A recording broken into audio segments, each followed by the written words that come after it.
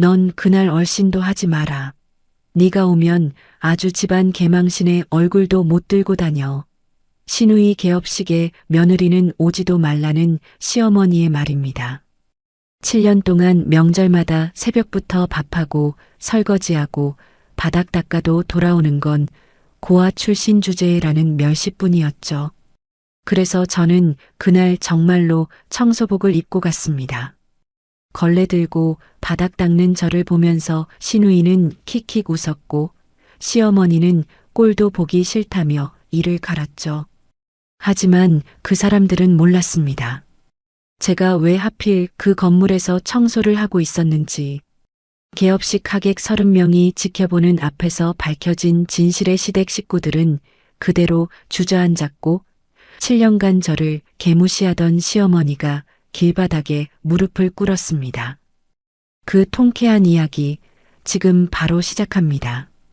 금요일 저녁 현관 비밀번호를 누르는 소리가 들렸습니다. 준혁도 아직 퇴근 전이었고 택배를 시킨 것도 없었죠. 부엌에서 과일을 깎다 말고 고개를 돌리니 현관문이 벌컥 열리며 시어머니 박금자가 구두도 가지런히 벗지 않은 채 거실로 들어왔습니다. 서진아, 나왔다. 박금자가 소파에 털썩 앉으며 핸드백을 옆에 내려놓았습니다. 예고도 없이 찾아온 것은 익숙한 일이었지만 오늘따라 박금자의 입꼬리가 귀 근처까지 올라가 있었습니다. 어머님, 갑자기 무슨 일이세요? 저는 수박 접시를 들고 거실로 나가며 물었습니다. 무슨 일이긴 좋은 일이지. 앉아봐. 박금자가 손바닥으로 옆자리를 탁탁 치며 저를 불렀습니다. 저는 수박 접시를 테이블에 내려놓고 소파 끝자리에 걸터 앉았죠. 유라가 해냈어. 강남 한복판에 뷰티숍을 내거든. 박금자가 핸드백에서 핸드폰을 꺼내 사진을 보여주며 목소리를 높였습니다. 화면에는 인테리어 공사 중인 넓은 매장 사진이 떠 있었고 한쪽 벽면에 금색 글씨로 새긴 로고가 보였습니다.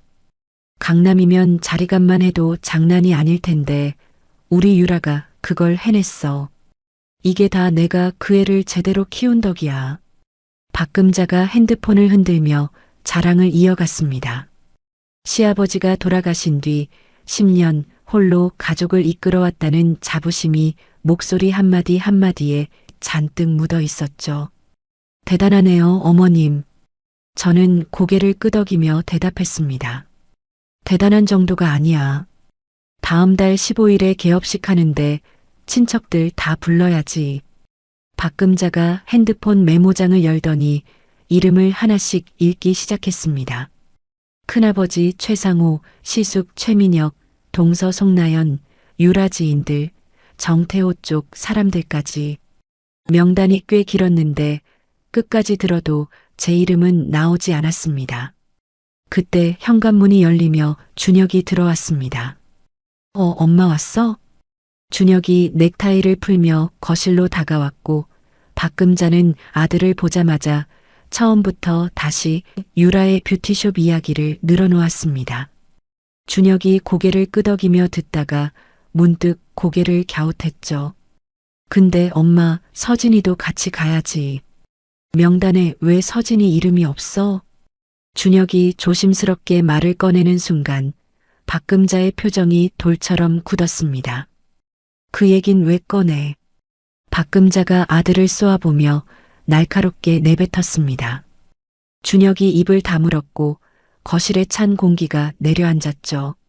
저는 자리에서 일어나 부엌으로 향했습니다. 과일을 마저 깎으려고 칼을 집어든 순간 등 뒤에서 슬리퍼 끄는 소리가 따라왔습니다. 서진아. 박금자가 부엌 입구에 서서 저를 내려다보고 있었습니다. 팔짱을 낀 채 마치 오래전부터 준비해둔 말을 꺼내듯 입을 열었죠. 그날 얼씬도 하지 마라. 네. 유라 개업식 날 넌 오지 마. 네가 오면 집안 개망신이야. 유라 인생에서 제일 중요한 날을 네가 망치게 둘 수는 없거든. 박금자가 한 글자 한 글자 또박또박 내뱉었습니다. 저는 과일 칼을 도마 위에 천천히 내려놓았습니다. 그리고 박금자의 눈을 똑바로 올려다봤죠. 입꼬리가 저도 모르게 올라갔습니다. 네, 걱정 마세요, 어머님. 저는 그 건물 청소나 할게요. 박금자의 눈이 동그래졌다가 이내 코웃음으로 바뀌었습니다. 그래, 내 주제에 청소가 딱이다. 박금자가 고개를 돌리며 부엌을 나갔습니다. 거실에서 준혁이 고개를 숙인 채 소파 쿠션만 만지작거리고 있는 모습이 부엌에서도 보였습니다. 박금자가 돌아간 뒤 준혁이 부엌으로 들어와 제 뒤에 섰습니다. 서진아, 미안해. 내가 중간에서 잘해볼게. 7년째 똑같은 말이었습니다. 처음에는 그 말을 믿었고, 다음에는 실망했고, 그 다음에는 화가 났었죠. 지금은 아무것도 느끼지 않았습니다. 응, 알았어. 저는 짧게 대답하고 설거지를 시작했습니다. 준혁이 한참을 서 있다가 거실로 돌아가는 발소리가 들렸죠. 밤 11시 준혁이 먼저 잠자리에 들었습니다. 저는 안방 옷장 깊숙한 곳에서 서류 봉투 하나를 꺼냈습니다. 봉투 안에는 건물 등기부등본이 들어 있었죠. 소유자 란에 한서진이라는 이름이 선명하게 찍혀 있었습니다. 그 주소는 신우이 유라가 뷰티숍을 계약한 바로 그 건물이었죠. 유라는 관리업체 대표 오민수의 이름으로 계약을 했기 때문에 건물 주인이 저라는 사실을 전혀 모르고 있었습니다. 저는 등기부등본을 봉투에 다시 넣고 핸드폰을 들어 오민수 대표에게 전화를 걸었습니다. 오 대표님, 2층 세입자 공사 상황이 어떻게 되고 있나요? 사장님, 그게 좀 문제가 있습니다. 계약서에는 내부 인테리어만 바꿀 수 있다고 되어 있는데 벽을 허물고 화장실 위치까지 옮기는 큰 공사를 하고 있어요. 건물주 허락 없이요. 그렇군요. 바로 중단시킬까요? 아니요. 아직 멈추지 마세요. 대신 어디를 얼마나 바꿨는지 사진이랑 영상으로 전부 기록해 두세요. 하나도 빠뜨리지 말고요. 알겠습니다. 그리고 계약서에 나와 있는 절차대로 고쳐달라는 공문을 보내주세요. 관리업체 이름으로요. 네, 사장님. 내일 바로 처리하겠습니다. 전화를 끊고 안방으로 돌아가니 준혁이 등을 돌린 채 중얼거렸습니다. 엄마가 너무했어. 미안해, 서진아. 저는 대답하지 않았습니다. 천장을 바라보며 결혼 7년의 시간을 더듬었죠. 명절마다 새벽부터 부엌에 서서 음식을 만들고 밥상을 차리고 설거지를 하고 바닥을 닦았던 손. 고아 출신 주제에 우리 집안에 시집 온 것만도 감사하게 생각해라. 그 말을 처음 들었던 날의 시어머니 얼굴이 떠올랐습니다. 저는 침대 밑 서랍에 손을 넣어 또 하나의 봉투를 만졌습니다. 이혼 서류가 들어있는 봉투였죠. 지난주 변호사 지연이가 모든 서류를 검토하고 이제 법적으로 완전히 안전해라고 말해줬습니다. 7년 동안 한 장 한 장 모아온 것들이 이 봉투 안에 전부 들어있었습니다. 저는 봉투에서 손을 떼고 눈을 감았습니다. 끝이 보이기 시작했죠. 월요일 오전 준혁이 출근한 뒤 저는 평소처럼 수수한 차림으로 집을 나섰습니다. 장을 보러 가는 것처럼 에코백 하나를 어깨에 걸쳤지만 발걸음은 마트가 아니라 강남 테헤란로 쪽을 향했죠. 건물 1층 로비에 들어서니 오민수 대표가 먼저 와서 기다리고 있었습니다. 사장님 오셨습니까? 오민수가 고개를 숙이며 인사했습니다. 2층 상태가 어때요? 직접 보시는 게 나을 것 같습니다. 제가 태블릿에 정리해뒀는데 현장이랑 같이 보시죠. 오민수와 함께 엘리베이터를 타고 2층에 올라갔습니다. 문이 열리자마자 드릴 소리와 먼지 냄새가 한꺼번에 밀려왔죠. 유라가 고용한 인테리어 업체가 한창 공사 중이었습니다.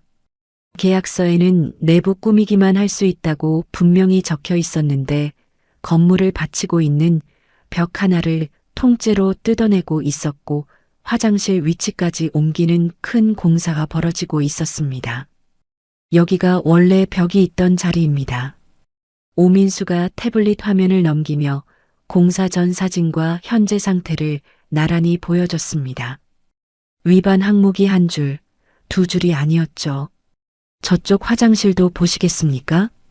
오민수가 안쪽을 가리켰고 저는 고개를 끄덕이며 따라갔습니다. 복도를 지나는데 안쪽에서 남자 목소리가 들려왔습니다. 유라가 돈 더 들더라도 벽 하나 더 터달라고 했거든. 넓어야 손님이 편하다고. 정태호였습니다. 유라의 남자친구이자 이 가게에 돈을 같이 댄 사람이었죠. 인테리어 업체 사장에게 지시하는 목소리가 복도까지 또렷하게 울렸습니다. 저는 모자를 눌러쓰고 고개를 숙인 채 복도를 지나갔습니다. 청소하러 온 아주머니처럼 보였는지 정태호는 저를 거들떠보지도 않았죠. 건물 밖으로 나와 오민수와 나란히 걸으며 물었습니다. 지난주에 보낸 공문, 그쪽에서 뭐라고 했어요? 아무 반응이 없습니다. 받은 건 확인됐는데 답장도 없고 공사도 그대로 계속하고 있어요. 오민수가 태블릿을 가방에 넣으며 대답했습니다. 고칠 수 있는 기한이 14일이죠? 네, 계약서에 그렇게 적혀 있습니다. 14일 지나면 바로 두 번째 공문 보내세요. 똑같이 관리업체 이름으로요. 알겠습니다, 사장님. 점심때쯤 저는 건물 근처 카페에서 이지연을 만났습니다. 대학교 때부터 알고 지낸 친구이자 제 재산 상황을 유일하게 아는 사람이었죠. 야, 무슨 얼굴이 그래? 또 시댁이야? 지연이 아이스 아메리카노를 한 모금 마시며 물었습니다. 시어머니가 개업식에 얼씬도 하지 말래. 뭐? 며느리한테? 지연이 빨대를 놓으며 눈을 크게 떴습니다. 집안 개망신이니까 오지 말라고 하더라. 7년이 지나도 안 변하는구나. 그 사람은. 지연이 혀를 차며 고개를 저었습니다. 저는 커피잔을 양손으로 감싼 채 입을 열었습니다. 지연아, 나 개업식 날 다 끝내려고. 다 끝낸다는 게 뭔데? 건물 계약 해지랑 이혼 같은 날에 하려고. 지연이 커피잔을 내려놓고 저를 뚫어지게 바라봤습니다. 한참을 말없이 보더니 천천히 입을 열었죠. 7년 참은 거면 충분히 참았지. 근데 서진아, 감정에 휩쓸려서 움직이면 네가 손해야. 빈틈없이 준비하자. 그래서 너한테 온 거잖아. 저는 가방에서 서류 파일을 꺼내 테이블 위에 펼쳤습니다. 시어머니가 저한테 퍼부은 욕설을 녹음한 파일 목록, 신우이가 명절에 음식을 집어 던지며 소리 지르는 장면을 찍어둔 영상 목록, 준혁이 그걸 보고도 원래 우리 엄마 성격의 그래라며 넘긴 카카오톡 대화 캡처까지. 지연이 서류를 한 장씩 넘기며 눈이 점점 가늘어졌습니다. 이걸 7년 동안 모은 거야? 한 장도 빠뜨리지 않았어. 서진아, 이 정도면 재판까지 갈 것도 없어. 내 조건대로 정리할 수 있어. 지연이 서류를 내려놓고 저를 보며 고개를 끄덕였습니다. 혹시 재산 쪽은 어때? 준혁이 뭐라고 하면? 결혼 전에 산 건물이랑 결혼 뒤에 산 두 번째 건물도 친정 유산으로 투자한 거라서 나눌 대상이 아니야. 서류도 다 준비해뒀고. 그래, 내가 다시 한번 꼼꼼하게 확인할게.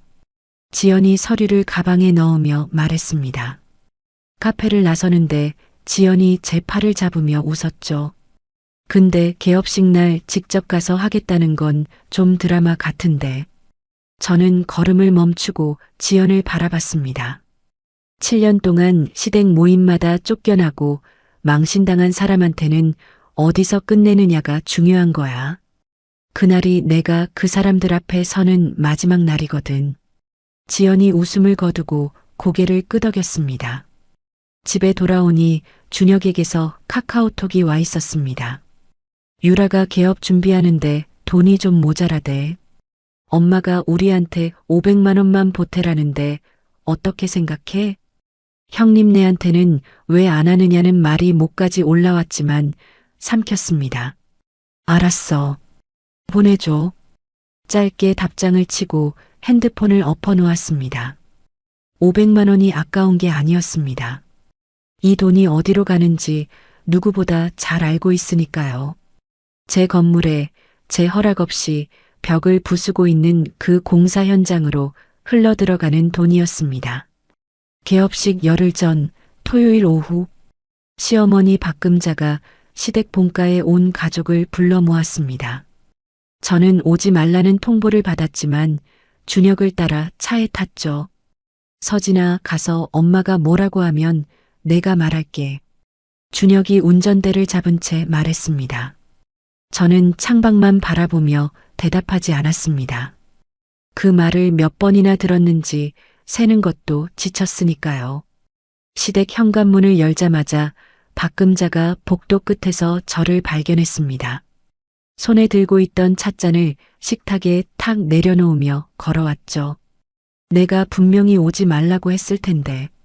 박금자가 저를 위아래로 훑어보며 이를 드러냈습니다.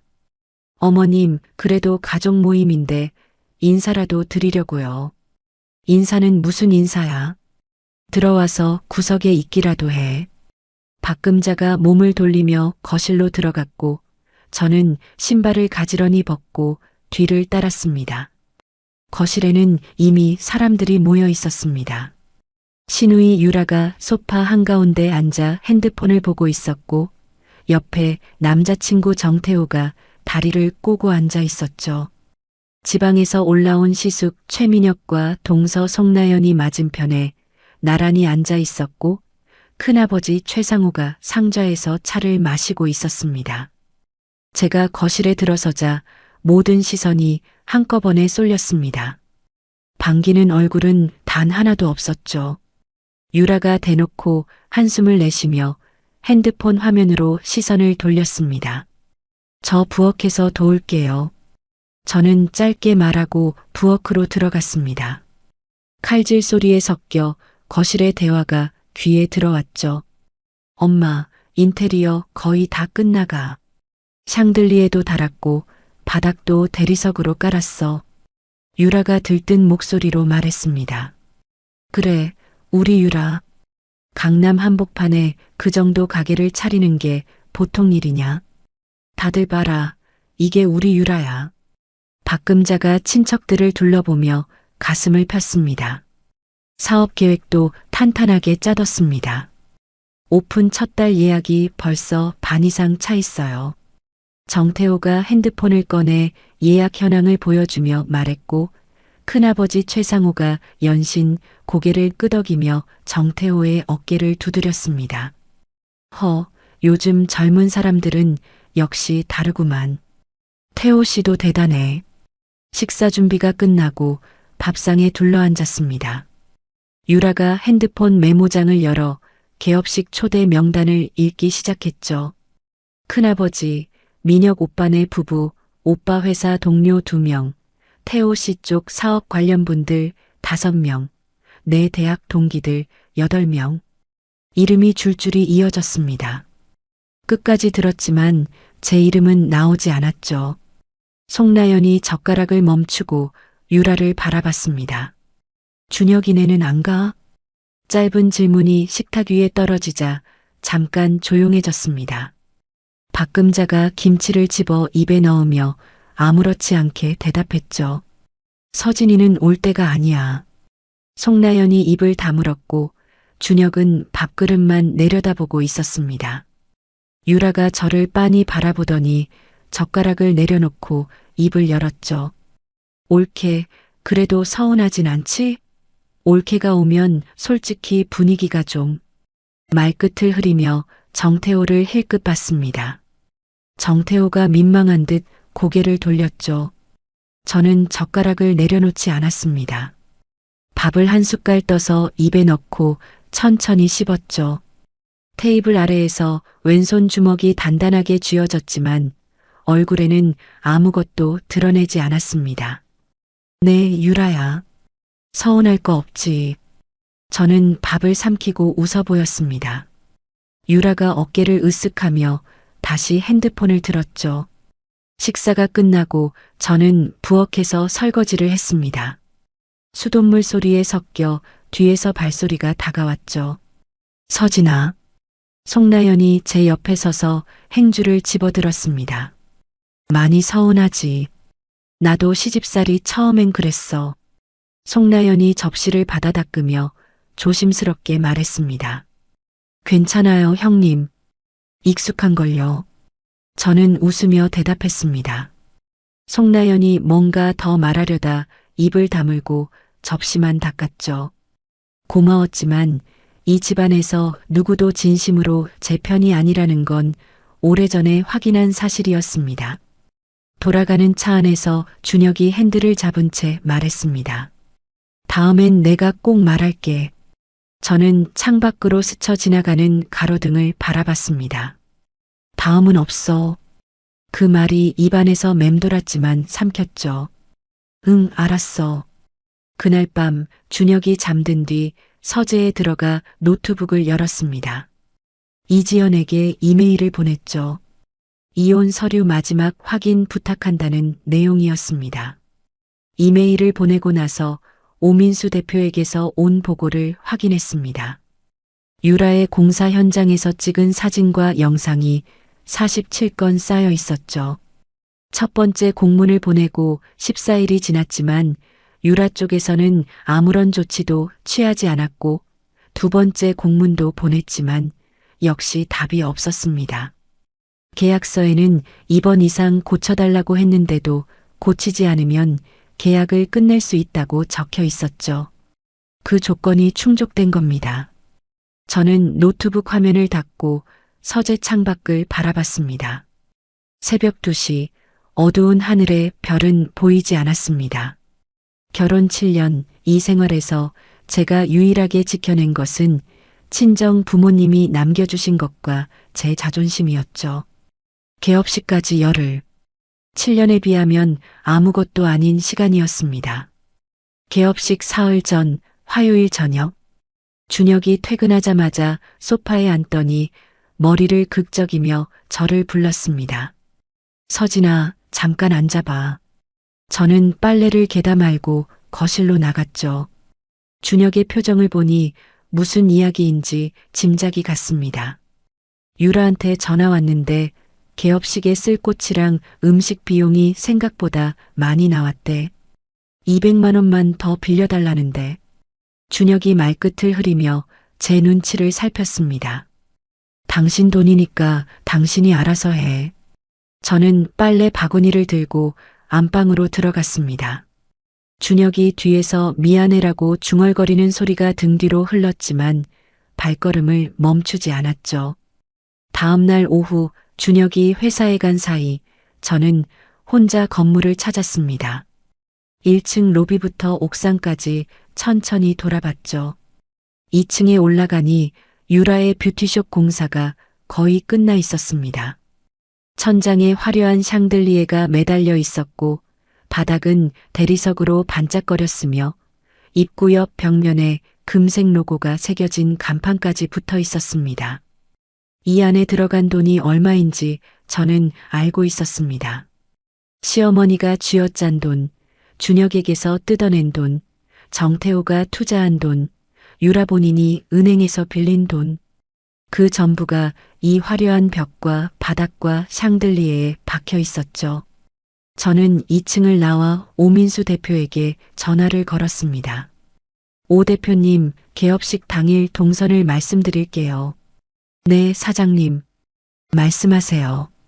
제가 아침 9시에 청소복을 입고 건물에 들어갈 겁니다. 로비에서 바닥 닦고 있을 거예요. 전화기 너머로 잠깐 침묵이 흘렀습니다. 사장님이 직접 청소복을요? 네. 그렇게까지 하실 필요가 있겠습니까? 제가 다른 방법을 찾아보겠습니다. 오 대표님, 저는 목소리를 낮췄습니다. 그 사람들이 저를 제일 얕보는 모습 그대로 나타나야 하는 이유가 있어요. 오민수가 한참 아무 말 없다가 낮은 목소리로 대답했습니다. 알겠습니다. 11시에 개업식이 시작되고 손님들이 다 모이면 그때 법무사님과 함께 2층으로 올라와 주세요. 서류 결제가 필요하다고 하시면 됩니다. 네, 그렇게 하겠습니다. 전화를 끊고 건물을 나서며 고개를 들어 2층을 올려다봤습니다. 유리창 너머로 샹들리에 불빛이 반짝이고 있었죠. 저녁에 이지연을 만났습니다. 지연이 서류 봉투를 테이블 위에 내려놓으며 말했죠. 이혼 서류 마지막 확인 다 끝났어. 여기 있어. 저는 봉투를 열어 안을 확인했습니다. 한 장 한 장 넘길 때마다 7년이라는 시간의 무게가 손끝에 느껴졌죠. 준혁이가 도장을 안 찍으면 어떻게 해? 바로 법원에 조정 신청 넣을 수 있게 준비해뒀어. 걱정 마. 지연이 커피를 한 모금 마시고 저를 바라봤습니다. 건물 2채랑 투자 수익은 전부 내 거야. 결혼 전에 산 것도 있고 결혼 뒤에 산 것도 부모님 유산으로 투자한 거니까 나눌 대상이 아니거든. 준혁 쪽에서 뭐라고 해도 내 재산은 안전해. 고마워, 지연아. 근데 서진아, 하나만 물어볼게. 지연이 커피잔을 내려놓고 두 손을 깍지 꼈습니다. 왜 하필 사람들 앞에서 이혼 서류를 건네려는 거야? 저는 창밖을 바라보다 입을 열었습니다. 7년 동안 시댁 모임 때마다 그 사람들 앞에서 망신을 당했어. 명절마다 밥상 앞에서, 거실에서, 부엌에서 항상 사람들이 보는 데서 당했지. 그러니까 끝내는 것도 사람들이 보는 데서 하려고. 지연이 고개를 천천히 끄덕였습니다. 준혁이는 폭력적인 사람은 아니니까 안전 문제는 괜찮을 거야. 그래도 혹시 모르니까 내가 그날 건물 근처에서 대기하고 있을게. 응, 고마워. 집에 돌아와 세수를 하는데 핸드폰이 울렸습니다. 준혁의 핸드폰이었죠.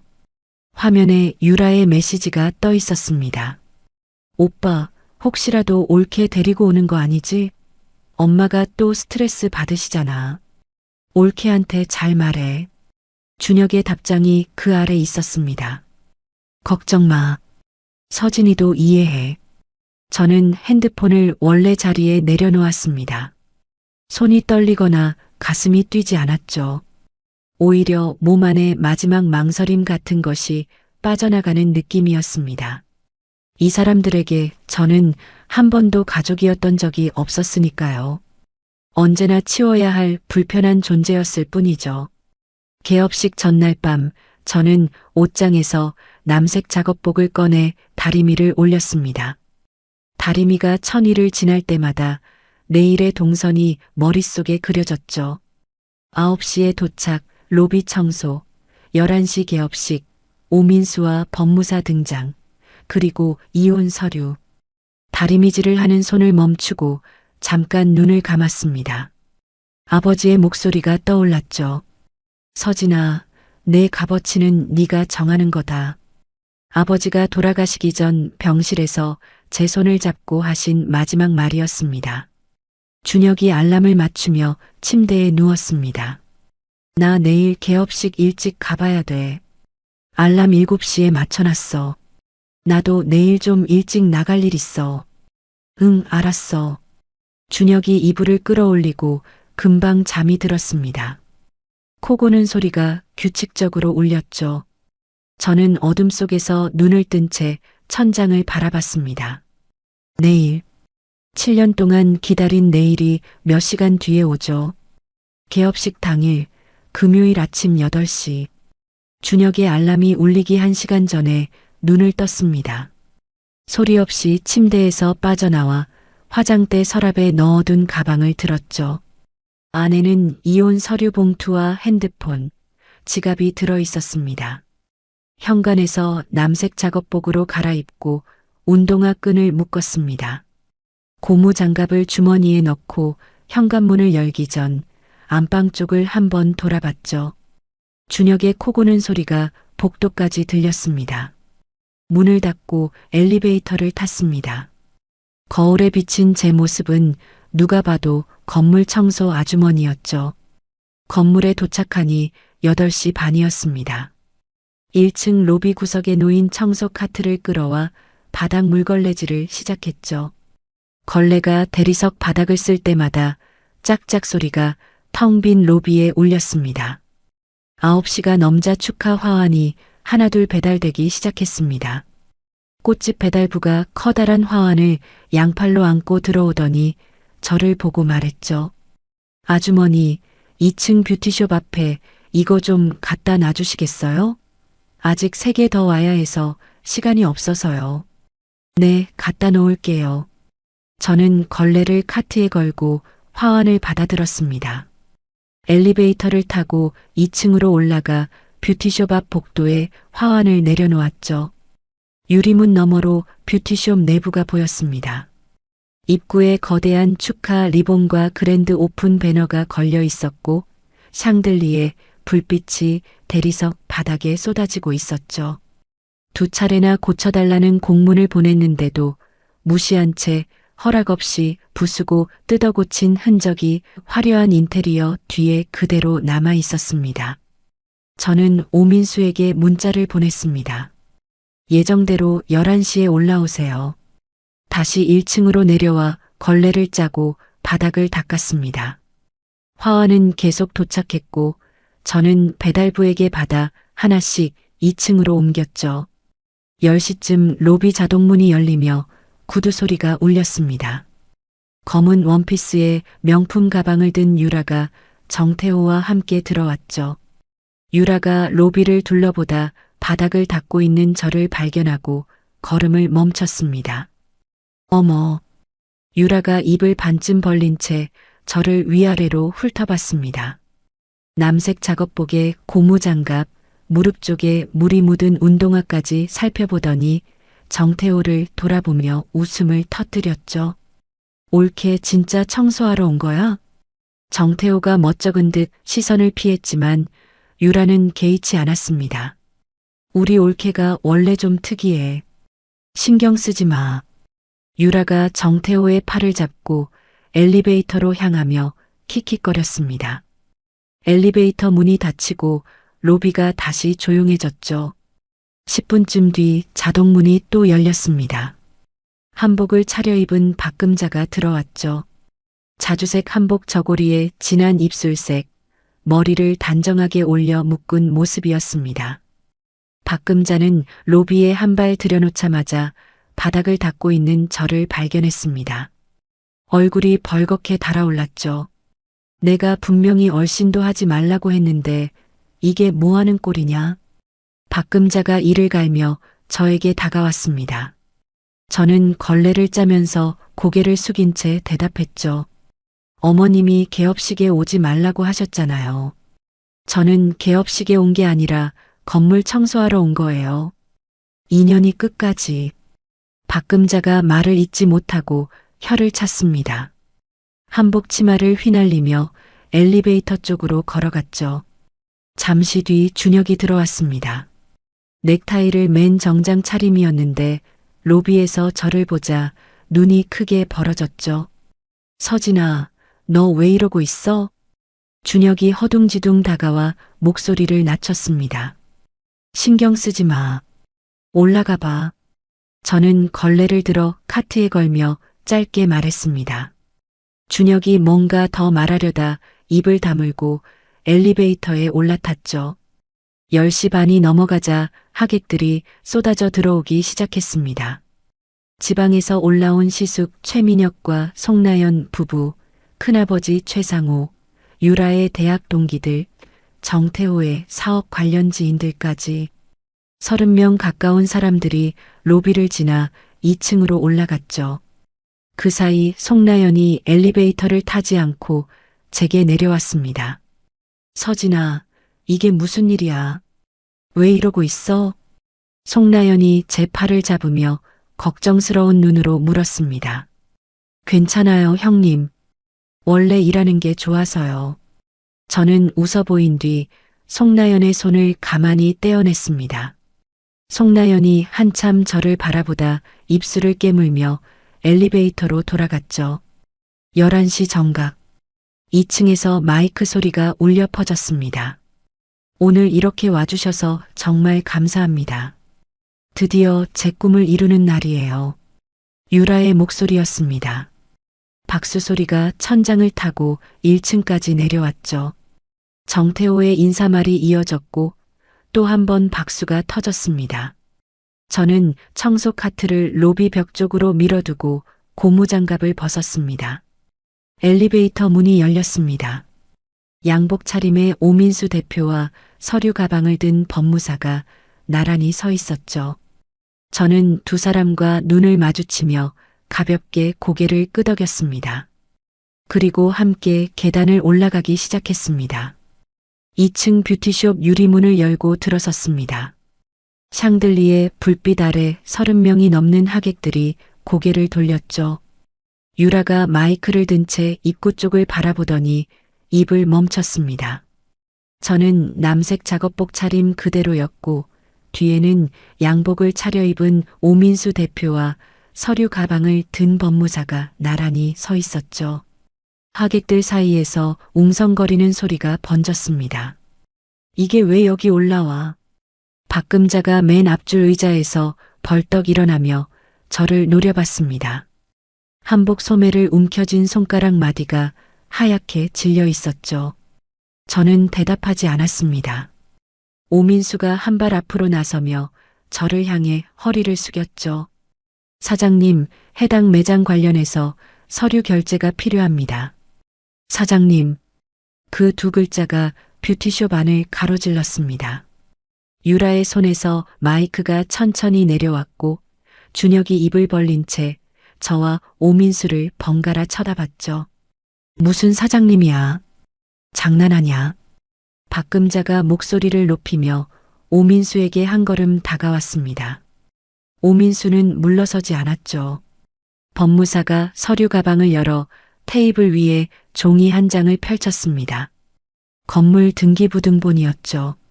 소유자 란에 찍힌 세 글자가 샹들리에 불빛 아래 선명하게 드러났습니다. 한서진. 법무사가 등기부등본을 손가락으로 짚으며 입을 열었습니다. 이 건물의 소유주이신 한서진 사장님의 결제가 필요한 건입니다. 뷰티숍 안이 조용해졌습니다. 축하 음악도 꺼져 있었고 박수 소리도 웃음소리도 사라졌죠.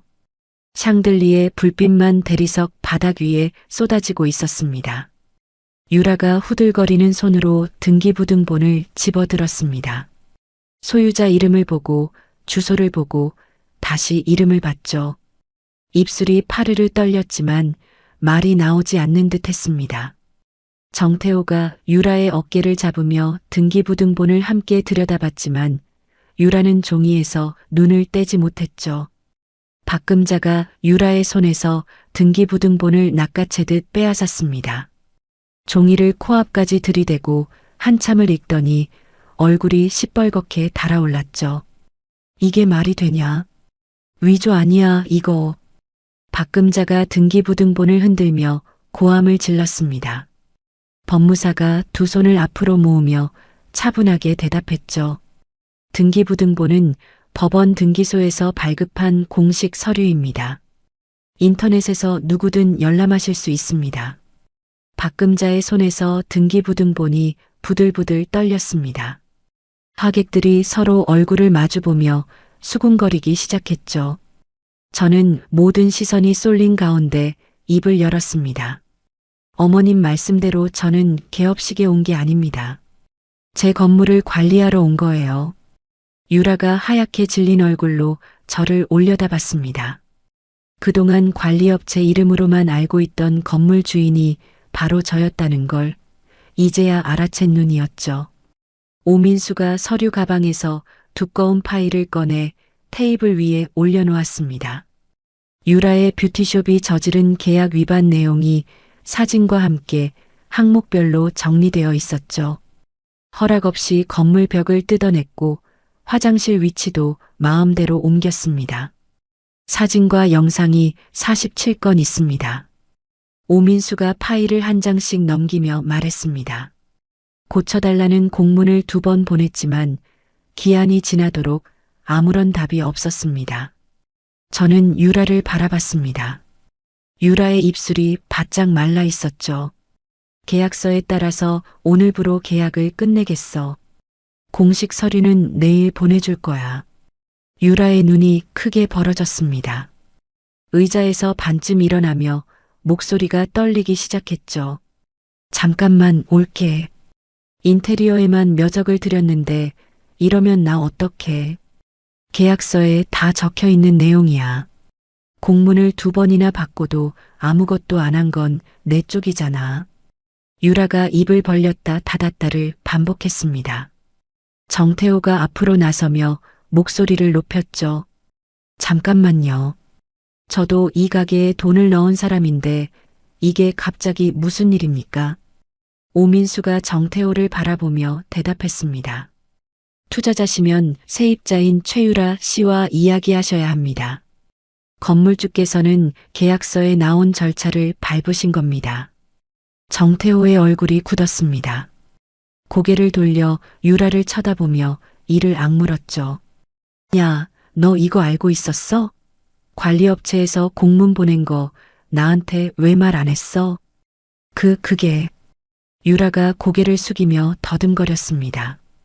형식적인 건 줄 알고 대수롭지 않게. 대수롭지 않게? 내 돈이 몇 천만 원이 들어가 있는데 대수롭지 않게? 정태호의 목소리가 뷰티숍 안에 울렸습니다.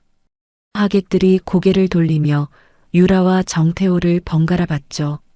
저는 2사람의 언쟁을 등지고 가방 안에 넣어둔 서류 봉투를 꺼냈습니다. 준혁이 서 있는 곳으로 걸어갔죠. 준혁은 창가 쪽에 서서 넋이 나간 얼굴로 저를 바라보고 있었습니다. 저는 봉투를 준혁의 손에 쥐어주며 입을 열었습니다. 이건 이혼 서류야. 준혁의 눈동자가 흔들렸습니다. 7년 동안 단 한 번도 내 편이 되어주지 않은 당신과는 오늘로 끝이야. 준혁의 입이 벌어졌지만 소리가 나오지 않았죠. 봉투를 쥔 손가락 끝이 하얗게 변해가고 있었습니다. 뷰티숍 안에서는 유라의 울음소리와 정태호의 따지는 목소리가 뒤섞이고 하객들의 웅성거림이 벽을 가득 채우고 있었습니다. 그 한가운데서 박금자가 등기부등본을 움켜쥔 채 입술만 달싹거리고 서 있었죠. 준혁이 봉투를 쥔 손이 떨리고 있었습니다. 서진아, 이게 뭐야? 지금 장난하는 거야? 준혁이 제 팔을 잡았습니다. 저는 그 손을 내려다봤죠. 7년 동안 시어머니가 저를 밀어낼 때, 유라가 저를 비웃을 때, 명절마다 부엌에서 혼자 설거지할 때, 단 한 번도 내밀어지지 않았던 손이었습니다. 저는 준혁의 손가락을 하나씩 풀어내며 조용히 말했습니다. 7년 동안 단 한 번이라도 이렇게 잡아줬으면 이 서류는 없었어. 준혁의 손이 허공에 멈췄죠.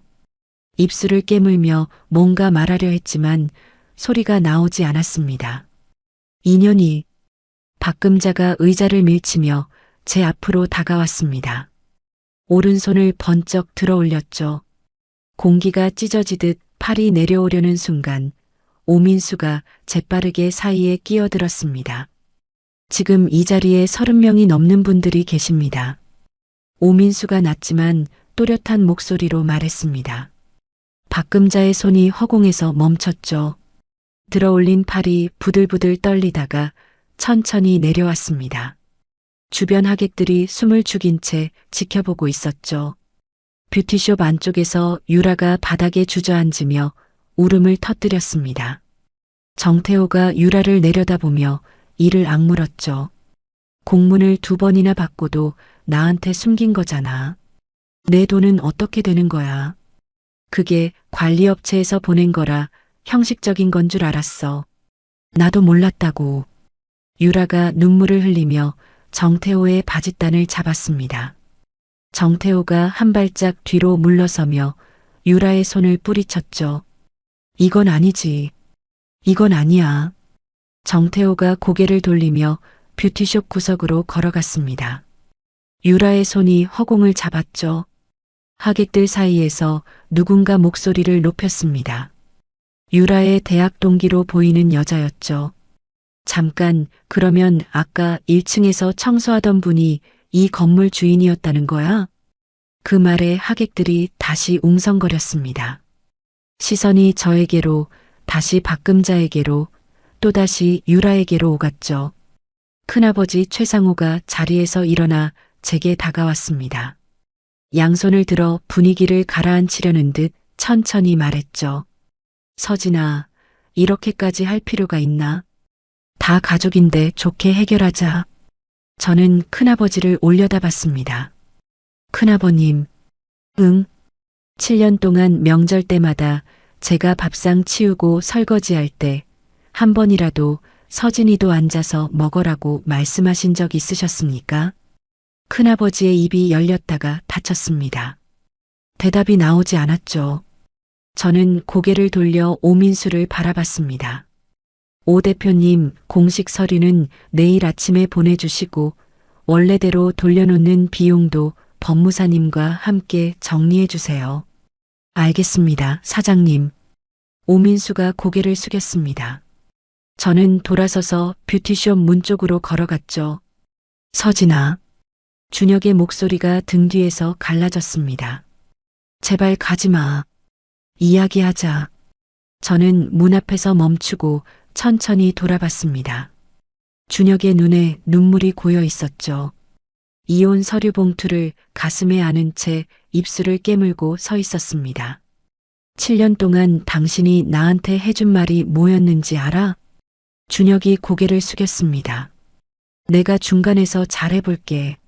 엄마 성격이 원래 그래. 조금만 참아줘. 저는 한마디 한마디를 또박또박 말했습니다.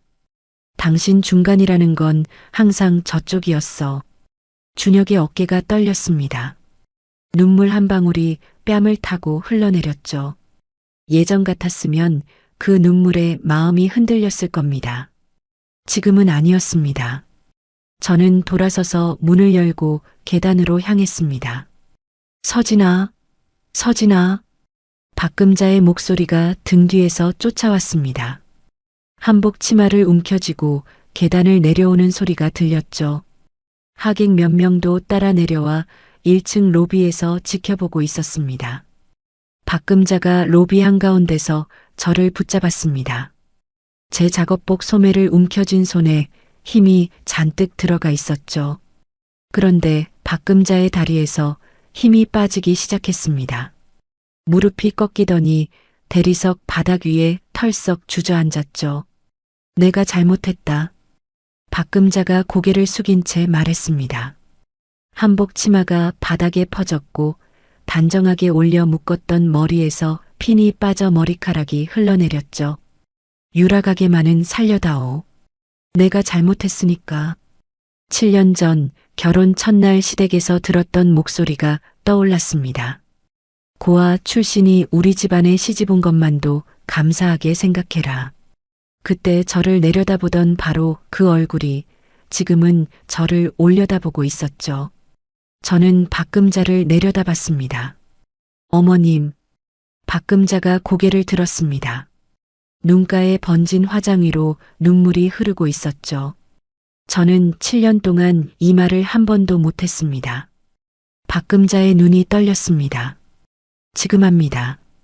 저한테 이러실 자격 없으세요. 박금자의 입이 벌어졌지만 소리가 나오지 않았습니다. 저는 작업복 소매를 잡고 있던 박금자의 손을 조용히 풀어냈죠. 돌아섰습니다. 건물 정문을 향해 걸어갔습니다. 등 뒤로 박금자의 통곡 소리가 로비를 가득 채웠고 2층에서는 유라와 정태호의 언쟁 소리가 터져 나왔습니다. 정문 유리 너머로 햇살이 쏟아지고 있었죠. 저는 한 번도 뒤돌아보지 않았습니다. 사흘 뒤 월요일, 미리 계약해둔 오피스텔에 짐을 풀었습니다. 캐리어 하나와 박스 3개가 전부였죠. 결혼 7년 동안 모은 살림이 이것밖에 안 되나 싶었지만 가져와야 할 것만 가져온 거니까요. 박스에서 옷을 꺼내 옷장에 넣고 있는데 핸드폰이 울렸습니다. 이지연이었죠. 서진아, 준혁 쪽에서 연락 왔어. 뭐래? 이혼에 응하겠대. 조건 없이 네가 원하는 대로 하겠다고. 저는 옷걸이를 손에 쥔 채 가만히 서 있었습니다. 그리고 하나 더. 준혁이가 변호사를 통해서 전해달라는 말이 있대. 뭔데? 미안했다. 내가 비겁했다는 걸 이제야 안다. 저는 옷걸이를 옷장에 걸지 못하고 한참을 서 있었습니다. 그 한마디가 7년 전에 나왔더라면, 아니 3년 전이라도 나왔더라면 달라졌을까요? 알았다고 전해주세요. 저는 그렇게만 말하고 전화를 끊었습니다. 창밖으로 햇살이 쏟아지고 있었지만 한동안 움직이지 못했죠. 이혼 절차는 빠르게 진행됐습니다. 준혁은 재산을 나누자는 말도 위자료를 달라는 말도 하지 않았죠. 그 사이 유라의 뷰티숍은 완전히 주저앉았습니다. 오민수 대표에게서 보고가 왔는데 유라 쪽에서 계약을 유지해달라고 탄원서를 보내왔다고 했죠. 하지만 공문을 2번이나 무시하고 허락 없이 벽까지 뜯어낸 것은 명백한 계약 위반이었고 법적으로 다툴 여지가 없었습니다. 유라는 인테리어에 쏟아부은 돈과 은행에서 빌린 돈을 고스란히 떠안게 됐죠. 정태호는 개업식 날 벌어진 일 이후 유라에게 투자금을 돌려달라고 요구했고 사실상 결별을 통보했다고 합니다. 유라가 사업도 잃고 연인도 잃은 채 박금자에게 매달렸다는 이야기는 며칠 뒤 송나연에게서 들었습니다. 송나연이 먼저 메시지를 보내왔죠. 서진아, 시댁 쪽이 난리가 났어. 유라가 매일 울고 어머님은 밖에도 못 나가신대. 형님은 괜찮으세요? 나야 괜찮지. 민혁 씨도 엄마가 자초한 일이라고 하고 큰아버지도 금자가 처음부터 며느리한테 너무했다고 등을 돌리셨대. 메시지를 읽으며 잠깐 가만히 있었습니다. 개업식 날 며느리 앞에서 무릎 꿇은 소문이 친척들 사이에 퍼진 거죠. 박금자가 7년 동안 쌓아 올린 체면이 하루아침에 무너진 겁니다. 서류에 도장을 찍는 날 지연에게서 전화가 왔습니다. 다 끝났어, 서진아. 응. 커피 한 잔 할래? 축하해야지. 이혼이 확정된 날 지연과 마주 앉아 커피를 마셨습니다. 카페 창밖으로 오후 햇살이 길게 늘어져 있었죠. 7년이라는 시간이 길었는데 막상 끝나고 보니 허무하기도 하다. 저는 커피잔을 양손으로 감싸며 말했습니다. 허무한 게 아니야. 지연이 커피잔을 내려놓으며 저를 바라봤죠. 그동안 네가 얼마나 단단해졌는지 느끼는 거야. 허무한 거랑은 달라. 저는 고개를 끄덕이며 커피를 한 모금 마셨습니다. 쓴맛이 목을 타고 내려갔죠. 며칠 뒤 송나연에게서 다시 메시지가 왔습니다. 서진아, 앞으로 잘 살아. 그리고 그날 1층에서 괜찮다고 웃던 모습 잊을 수가 없어. 많이 힘들었지. 시댁 안에서 유일하게 제 이름을 불러주던 사람이었죠. 명절에 부엌으로 내려와 접시를 닦아주던 손, 개업식 날 로비로 내려와 걱정하던 눈. 고마워요, 형님. 형님도 건강하세요. 짧게 답장을 보냈습니다. 그 뒤로 저는 건물 관리에 집중하기 시작했습니다. 유라의 뷰티숍이 빠진 2층을 새 세입자에게 내주기 위해 오민수와 함께 공사 계획을 세웠죠. 온전히 제 일에만 시간을 쓸 수 있다는 것이 이렇게 가벼운 일인지 몰랐습니다. 어느 오후 오민수에게서 전화가 왔습니다. 사장님, 유라 씨 쪽에서 원래대로 돌려놓는 비용을 좀 깎아달라고 요청해 왔습니다. 법대로 하세요. 더도 말고 덜도 말고. 네, 알겠습니다.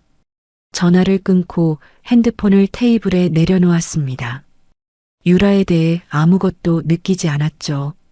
분노도 연민도 아닌 그냥 아무것도 없었습니다. 그날 저녁 건물 옥상에 올라갔습니다. 해가 지고 있었고 강남의 불빛이 발 아래로 하나둘 켜지기 시작했죠. 바람이 불어와 머리카락을 흩날렸습니다. 주머니에서 사진 한 장을 꺼냈습니다. 친정 아버지와 어머니가 나란히 웃고 있는 사진이었죠. 모서리가 달아 하얗게 바랜 오래된 사진이었습니다. 아빠, 엄마. 바람에 목소리가 흩어졌습니다. 딸, 이제 내 값어치 제대로 찾았어. 사진 속 아버지가 웃고 있었습니다. 어머니도 웃고 있었죠. 저는 사진을 가슴에 안고 한참을 서 있었습니다. 강남의 불빛이 발 아래로 쏟아지고 서울의 밤하늘이 머리 위로 펼쳐졌죠. 바람이 한번 크게 불어왔다가 잦아들었습니다. 한서진. 그 이름으로 살아갈 새 인생이 오늘부터 시작이었습니다. 여러분, 오늘 이야기 어떠셨나요? 청소복 입고 걸레 쥐고 서 있던 며느리가 그 건물의 주인이었다는 걸 알았을 때 시어머니 박금자는 무슨 생각이 들었을까요? 7년이라는 시간 동안 서진이는 단 한 번도 소리 지르지 않았습니다. 대신 조용히 서류를 모았고 증거를 챙겼고 자기 값어치를 스스로 증명할 그날만을 기다렸죠. 돌아가신 아버지가 남긴 말 하나가 있었습니다. 내 값어치는 네가 정하는 거다. 서진이는 그 말을 7년 동안 가슴에 품고 살았고 결국 자기 발로 걸어 나왔습니다. 혹시 지금 누군가의 말에 자꾸만 작아지고 있는 분이 계시다면 이것 하나만 기억해 주세요. 나를 깎아내리는 사람 곁에서 웃어줄 의무 같은 건 없다는 거요. 이 이야기가 마음에 남으셨다면 구독과 좋아요 한 번씩 부탁드리고 여러분의 이야기도 댓글로 들려주세요. 다음에도 속이 뻥 뚫리는 이야기로 찾아오겠습니다. 감사합니다.